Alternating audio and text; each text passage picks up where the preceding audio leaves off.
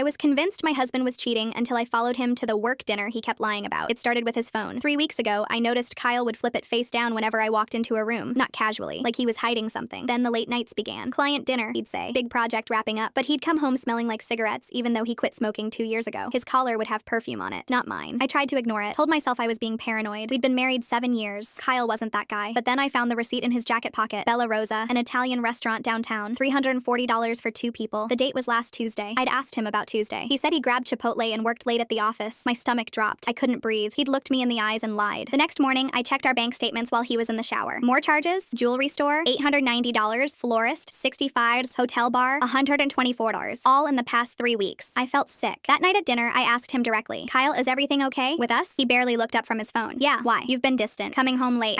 Work's been crazy, babe. You know that. He was lying again. I could see it in the way he wouldn't make eye contact. My hands were shaking as I cleared the dishes. I spent the next 2 days trying to figure out what to do. Confront him? Hire a detective? My sister said I should check his phone while he slept. You need proof, she texted me, but I couldn't do that. Not yet. Friday afternoon, Kyle kissed me goodbye and said he had another client dinner. Should be home by 10. I nodded, smiled, waited exactly 4 minutes after he left. Then I got in my car and followed him. My heart was pounding so hard I thought I might pass out. I kept 3 cars behind him the whole time. He wasn't heading downtown. He was driving toward the suburbs, toward the industrial district. This made no sense. He pulled into the parking lot of what looked like an old warehouse. My chest tightened. This was it. This was where I was going to see her. I parked across the street and watched him walk inside. I waited 5 minutes. Then I got out and walked toward the building. My legs barely worked. The front door was unlocked. I pushed it open. Inside wasn't a warehouse anymore. It was a boxing gym. Punching bags hanging from the ceiling, ring in the center. And there was Kyle, in the middle of the ring, fighting another man. Both of them had gloves on. They were circling each other. Kyle threw a punch. Missed. The other guy landed one on Kyle's ribs. Kyle stumbled back. I stood there, frozen, watching my husband get hit repeatedly in the face. Then I saw the crowd. At least 30 people around the ring, cheering, betting, passing money back and forth. This wasn't a gym. It was an underground fight club. Kyle took another punch to the jaw. Blood sprayed from his mouth. A man next to me yelled, "Come on, Kyle, you got this!" I couldn't move, couldn't think. Kyle landed a hard shot to the other guy's stomach. The crowd roared. He followed with another punch, then another. The guy went down. The referee counted. 1, 2, 3. Kyle won. The crowd erupted. Money changed hands everywhere. Kyle pulled off his gloves, and that's when he saw me. His face went white. Not from the fight, from seeing me standing there. He climbed out of the ring and walked toward me. His lip was split. His left eye was already swelling. Babe, I can explain. Explain what? That you've been lying to me for weeks so you could come here and get punched in the face for money? He looked down. I lost my job 3 months ago. They downsized my entire department. My stomach dropped again. What? I didn't know how to tell you. You were so proud when I got promoted last year, so I've been coming here. The prize money is good. $5,000 if you win. You've been getting beaten up instead of telling me the truth. His eyes were wet now. I was trying to fix it. Before you had to worry. Before we lost the house. I looked at his face. At the bruises forming. At the blood on his shirt. The receipts? The jewelry charge? I pawned my watch. The bar charge was from celebrating my first win with the guys here. The florist was, I bought you flowers but chickens out bringing them home because my hands were so bruised up. Behind us, someone called his name. Kyle, you fighting next week? I grabbed his hand. We're going home now. He nodded. We walked out together.